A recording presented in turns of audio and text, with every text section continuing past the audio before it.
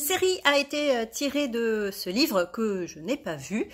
Vous me direz, vous, si vous l'avez vu, ce que vous en avez pensé.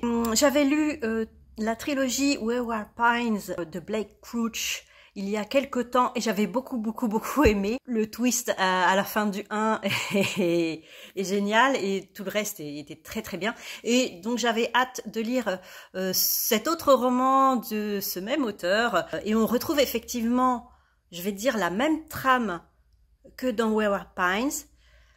Même si c'est pas du tout la même histoire, il y a une trame très similaire à la trilogie. Il s'agit de Dark Matter de Blake Crouch, donc aux éditions Gallmeister. Et là, c'est la collection poche de Gallmeister, c'est Totem. La couve est très jolie. Et donc, de quoi ça parle?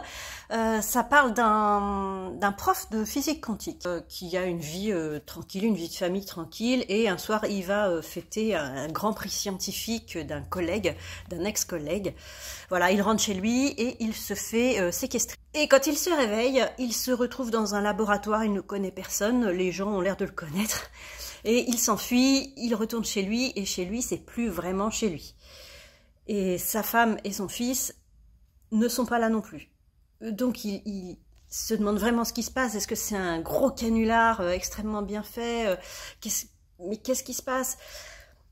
Nous, on sait ce que c'est. Hein. Lui, il met un temps infini à comprendre ce qui lui arrive. Ce que j'ai trouvé un peu dommage parce que c'est quand même à la base un scientifique qui travaillait sur la superposition quantique, donc les multivers, etc. Donc il connaît le sujet et il met un temps infini à se rendre compte de ce qui lui arrive, c'est-à-dire que il a voyagé dans un multivers, dans un autre multivers, il se retrouve dans un monde parallèle.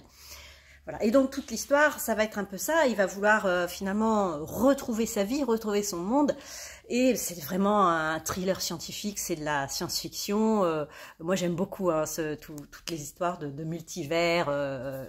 J'adore.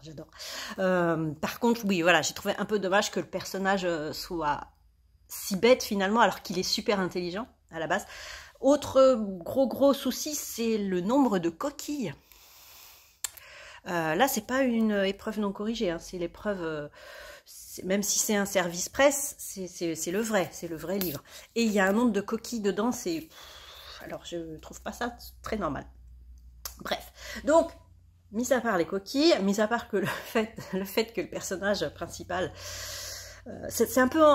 Ça m'a fait un peu enrager, en fait, parce qu'on sait dès le début, on comprend dès le début ce qui lui arrive, dès qu'il arrive chez lui et que tout a changé. Tu sais, hein, on te dit que c'est un scientifique qui travaille là-dessus, enfin bref.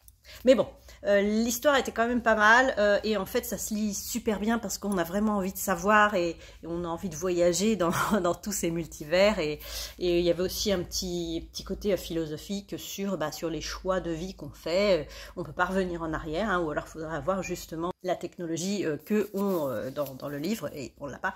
Donc voilà, les regrets qu'on peut avoir ou est-ce qu'il faut être content de ce qu'on a fait vraiment quoi.